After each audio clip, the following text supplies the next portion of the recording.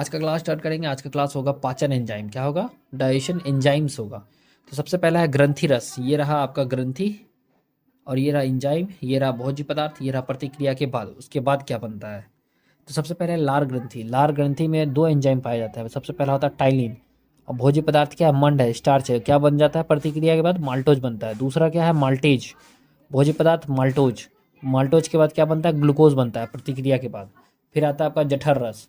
तो जठर रस में पहला होता है पेप्सिन। पेप्सिन से क्या बनता है? भोज्य पदार्थ प्रोटीन होता है। उसके बाद क्या बनता है? पेप्टोनस, पेप्टॉन्स बनता है। उसके बाद दूसरा आता है रेनिन। रेनिन भोज्य पदार्थ क्या है? केशिन। प्रतिक्रिया के बाद क्या होता है? कैल्शियम पैराकेशिनेट होता है। ठीक है। अग्नाशय रस। अग्नाशय रस में आता है आपका ट्रिप्सिन। ट्रिप्सिन कहाँ से कौन से पदार्थ से मिलता है? प्रोटीन से। प्रतिक्रिया के बाद क्या बनता है? पॉलीपेप्टाइड्स बनता है। फिर दूसरा एमाइलेज, भोज्य पदार्थ मंड। प्रतिक्रिया के बाद शर्करा। लाइपेज, भोज्य पदार्थ वसा। प्रतिक्रिया के बाद वसा, अम्ल एवं ग्लिसरॉल। फिर आता है आपका आंतरीय रस।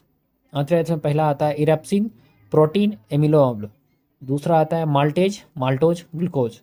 तीसरा आता है आपका लैक्टेज, लैक्टोज, ग्लूकोज एवं फ्रक्टोज। चौथा आता है आपका सुक्रोज, सुक्रेज, सुक्रोज, ग्लूकोज और ग्लैक्टोज। लाइपेज में आता है आपका वसा, वसीय अम्ल एवं ग्लिसरॉल। ठीक है, ये आता है आपका। और ये आपका हो गया मानव पाचन तंत्र। पाचन तंत्र कैसे समझेंगे? डाइजेशन। तो सबसे पहला आता है मुख गुहा, मुंह का पार्ट हो गया। फिर दूसरा आता है ग्रोशनली। फिर तीसरा आता है आपका यकृत। फिर यहाँ पे हो गया पेट, हो गया आपका अमाशय। पेट हो गया अमाशय। देन उसके बाद अग्नाशय, पित्ताशय पेनक्रियास हो गया। बड़ी आंत लार्ज इंटेस्टाइन हो गया। छोटी आंत स्मॉल इंटेस्टाइन। गुदा हो गया एनल, एनश हो गया। ठीक है, यहाँ तक देखने के लिए thank you so much. Bye bye, take care, जय हिंद। मिलते हैं अब आगे।